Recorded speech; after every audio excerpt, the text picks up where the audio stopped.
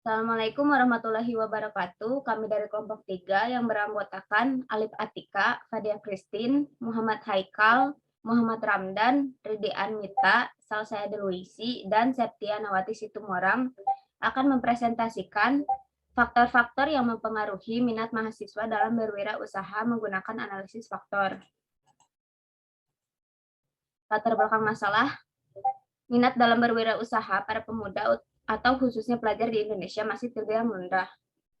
Para pelajar atau pemuda di Indonesia masih memiliki pemikiran bahwa masa depan berkarir dengan mencari pekerjaan atau menjadi seorang pekerja lebih baik dibandingkan menjadi seorang pengusaha. Padahal di saat sekarang ini, lahan pekerjaan terbilang sedikit, sehingga membuat pengangguran semakin banyak. Maka dari itu, minat dalam berwirausaha harus ditanamkan sejak dini kepada para mahasiswa atau pelajar, supaya mulai berkembang membuat usaha yang nantinya akan menciptakan banyak lapangan kerja. Pendidikan kewirausahaan adalah salah satu faktor yang bisa mendorong minat kewirausahaan. Pendidikan kewirausahaan merupakan salah satu metode untuk mendorong mahasiswa agar melakukan kegiatan wirausaha. Dengan demikian, perlu dilakukan penelitian yang bermaksud untuk mengetahui faktor-faktor yang berpengaruh pada minat berwirausaha pada mahasiswa. Maka peneliti akan menggunakan analisis faktor untuk mengetahui faktor apa saja yang mempengaruhi minat mahasiswa dalam berwirausaha. Dan dengan menggunakan analisis faktor, akan dapat dibuat satu atau beberapa set faktor yang lebih sedikit dari jumlah faktor awal. Sehingga faktor-faktor yang mempengaruhi minat mahasiswa dalam berwirausaha tidak terlalu banyak. Rumusan masalah, penelitian ini memiliki rumusan permasalahan yaitu faktor apa saja yang mempengaruhi minat mahasiswa dalam berwirausaha. Tujuan dari penelitian ini yaitu untuk mengetahui faktor apa yang mempengaruhi minat mahasiswa dalam berwirausaha. Manfaat dari penelitian. Yang pertama, bagi peneliti diharapkan penulis dapat mengerti faktor-faktor yang mempengaruhi minat berwirausaha pada mahasiswa. Yang kedua, mengetahui dan memahami secara mendalam mengenai analisis faktor. Dan yang ketiga, bagi pembaca diharapkan dapat memberikan manfaat bagi kalangan mahasiswa dan masyarakat luas yang ingin mengetahui lebih dalam lagi faktor yang mempengaruhi minat berwirausaha pada mahasiswa. Metode pengumpulan data. Yang pertama, menggunakan rancangan penelitian. Metode penelitian yang dipakai dalam penelitian ini adalah penelitian kuantitatif. Dalam penelitian ini, peneliti memilih melakukan penelitian menggunakan studi kasus, yaitu penelitian dilakukan dengan menggunakan pengisian kuesioner. Ruang lingkup penelitian, subjek penelitian ini adalah anggota kelompok 3 TIRP 19B dan objek penelitiannya adalah mahasiswa yang memberikan penilaian terhadap faktor apa yang mempengaruhi dalam minat berwirausaha. Variabel penelitiannya ada dua, yaitu yang pertama variabel independen atau variabel bebas, dan yang kedua ada variabel dependen atau variabel terikat. Di variabel independen terdapat 12 variabel yang menjadi variabel bebas, yaitu variabel motivasi pribadi, kepribadian, keluarga, lingkungan sosial, perasaan, keterampilan, pemikiran, pengalaman langsung, pendidikan kewirausahaan, ekspektasi pendapatan, dan modal usaha dan teknologi.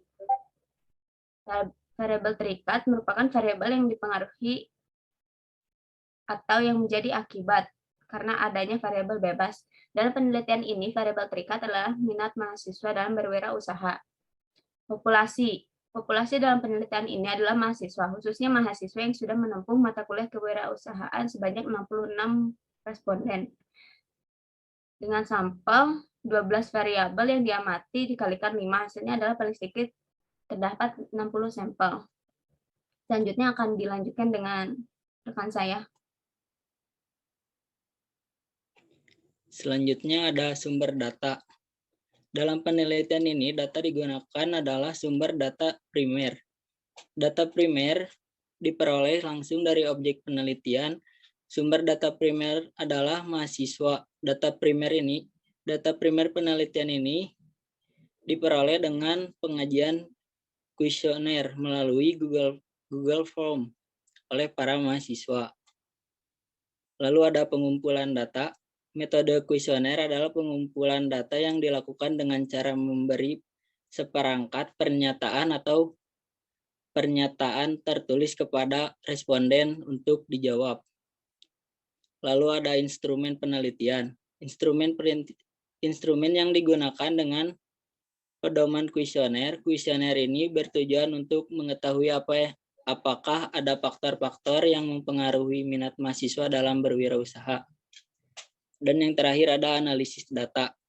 Dalam penelitian ini, data dilakukan dengan menggunakan bantuan software SPSS 26.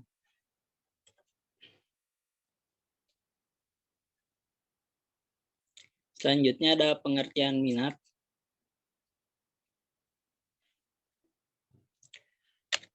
Pengertian minat.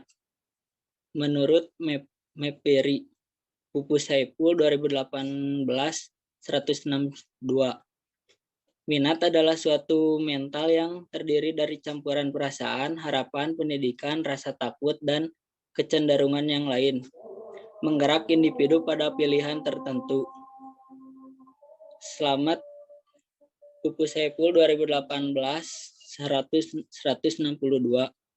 memaparkan bahwa minat adalah proses tetap yang memperhatikan, memfokuskan diri pada suatu yang diminatinya dengan perasaan senang dan rasa puas. Kemudian menurut Sukardi, Pupus Saipul 2018 162, minat merupakan salah satu unsur kepribadian yang memegang penting peran dalam mengambil keputusan masa depan. Berdasarkan para ahli di atas, maka dapat disimpulkan bahwa minat adalah perasaan individu yang timbul dari sebuah ketertarikan pada suatu hal tertentu sehingga membuat individu tersebut terfokus pada tersebut dan memiliki kemauan untuk mencapai tujuan tertentu. Selanjutnya ada pengertian wirausaha.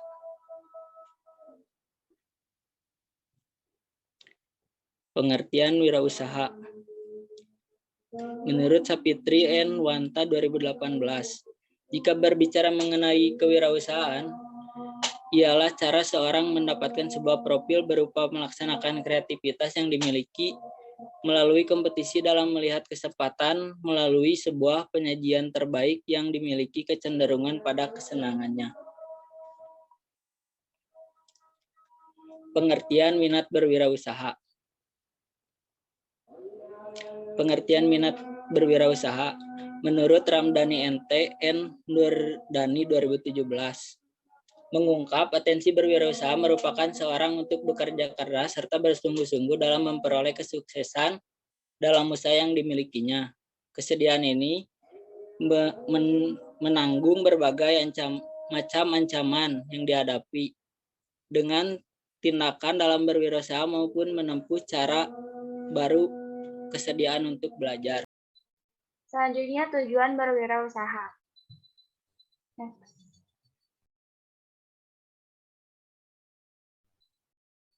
Yang pertama, membuka lapangan pekerjaan baru bagi orang lain dan membantu mereka untuk menjadi pengusaha mandiri. Yang kedua, menciptakan jaringan bisnis yang baru yang dapat menyerap banyak tenaga kerja di sekitarnya. Yang ketiga, meningkatkan kesejahteraan hidupnya dan juga masyarakat di sekitar usaha yang dijalankan dengan membuka lapangan kerja. Yang keempat, menularkan dan mengembangkan semangat berwirausaha kepada orang lain. Yang kelima, membantu para pengusaha muda untuk berkreasi dan berinovasi. Yang keenam, membangun bisnis yang besar berawal dari bisnis yang kecil. Bisnis tidak melulu harus dengan modal materi yang besar, namun juga disertai dengan moral yang tinggi.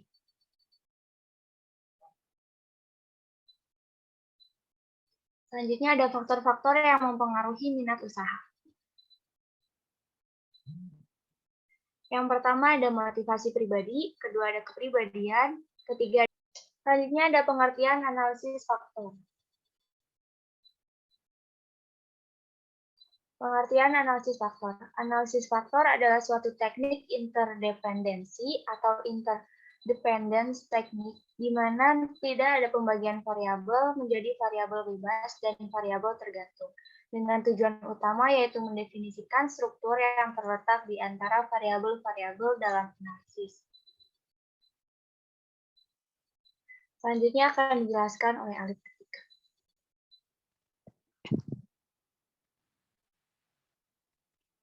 Untuk selanjutnya, yaitu ada tujuan analisis faktor.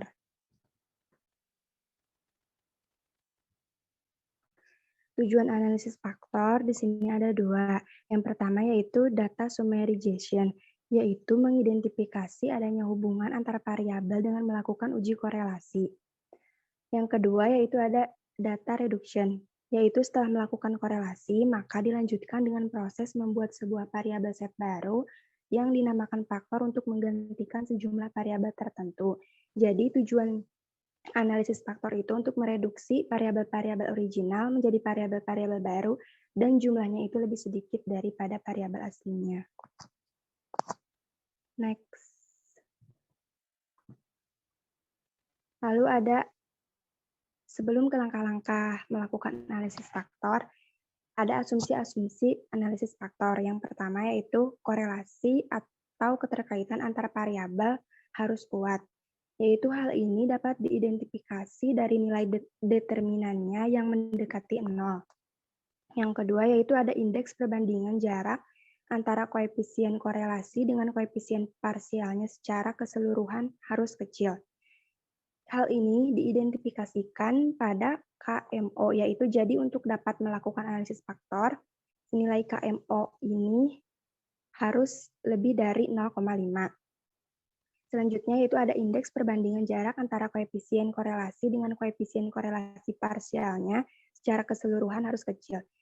Jadi apabila variabel nilai MSA-nya kurang dari 0,5, maka variabel tersebut harus dikeluarkan dari analisis faktor secara bertahap satu persatu. Selanjutnya yaitu langkah-langkah melakukan analisis faktor. Menurut Suryanto, tahun 2005, langkah-langkah dalam analisis faktor adalah sebagai berikut. 1. Merumuskan masalah, 2. Membuat matriks korelasi, 3. Penentuan jumlah faktor, 4. Rotasi faktor, 5. Interpretasi faktor, 6.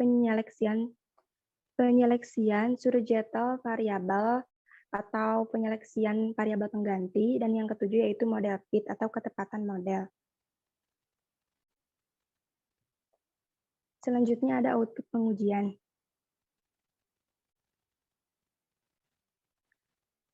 Lalu tahap menilai kelayakan variabel. Dari gambar output correlation metric didapat hasil determinannya yaitu 0,21.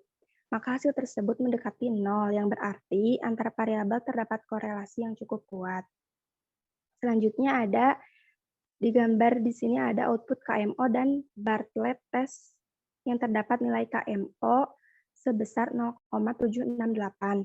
Hasil tersebut lebih besar dari 0,5 ya, yang berarti variabel tersebut masih bisa diprediksi dan data layak digunakan atau bisa dianalisis lebih lanjut.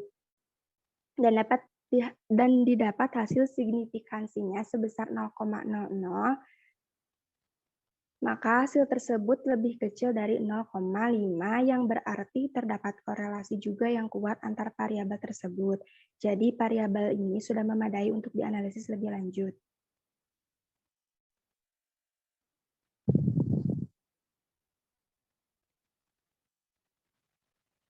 Selanjutnya output anti-image matrix. Di sini terdapat tabel nilai MSA dari setiap variabel. Dari variabel 1 sampai variabel 12, nilai MSA di sini di atas 0,5, yang berarti semua variabel layak untuk dilakukan analisis faktor. Dan jika nilai SMA-nya kurang dari 0,5, maka variabel tersebut harus dikeluarkan dari analisis faktor secara bertahap satu persatu. Untuk selanjutnya akan dibacakan oleh Pak Dia. Selanjutnya ada tahap factoring dan rotasi. Dari tahap factoring dan rotasi didapatkan tabel communalities yang outputnya, yang didapatkan output yang pertama ada nilai expression untuk pertanyaan 1 yaitu variabel motivasi pribadi sebesar 0,434 yang berarti sebesar 43,4% varian. Selanjutnya, pertanyaan kedua atau variabel kepribadian didapat nilai extraction sebesar 0,475 yang berarti sebesar 47,5% varian.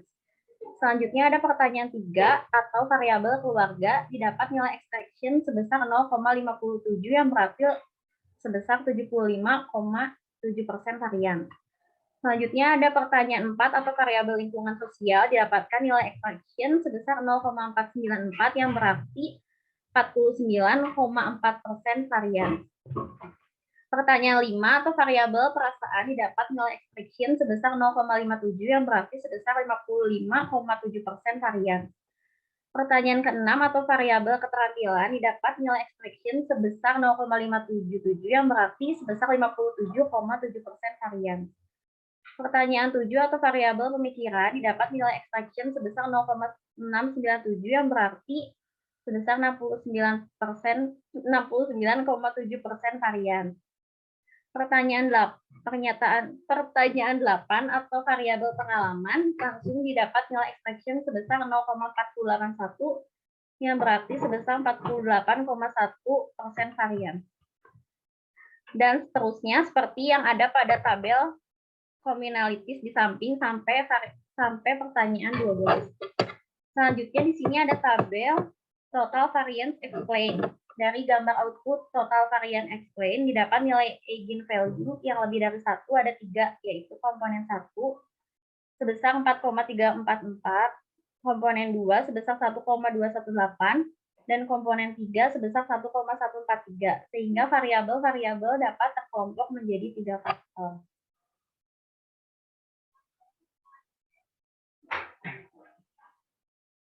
Selanjutnya, ada output komponen matrix dan rotate komponen matrix.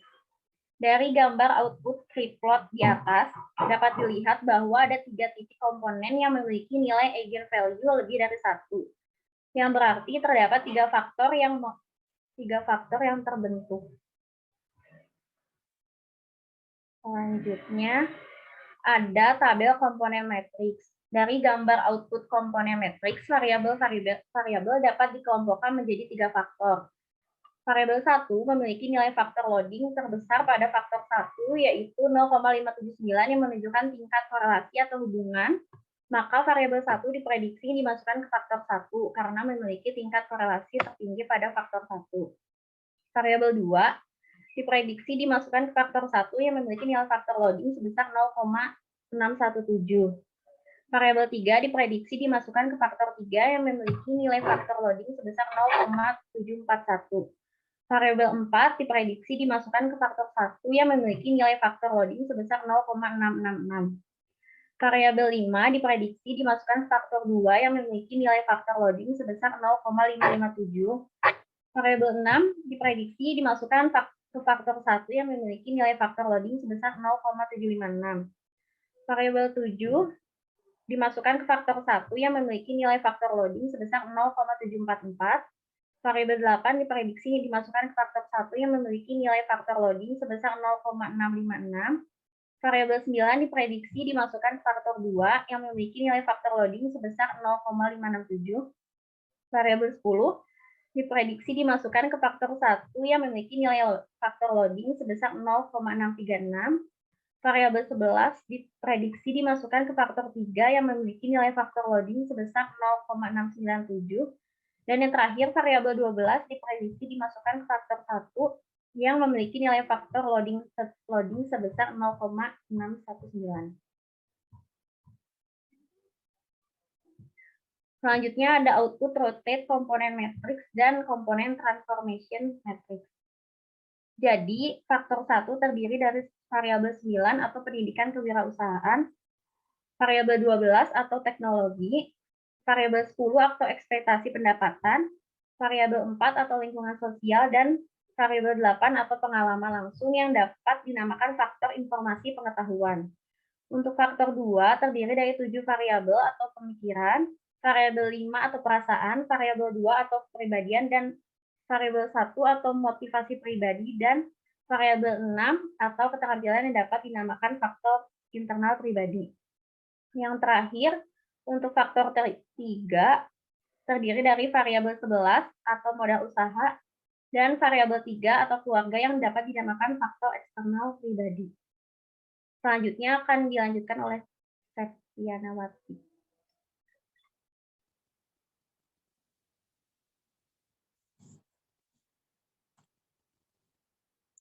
Oke, berikutnya di sini ada output komponen transformation matrix. Dapat dilihat dari gambar, nilai korelasi komponen pertama itu adalah 0,730. Nilai korelasi komponen kedua itu 0,728 dan nilai korelasi komponen ketiga itu 0,998. Jadi, nilai korelasi ini ya berada lebih besar dari 0,5,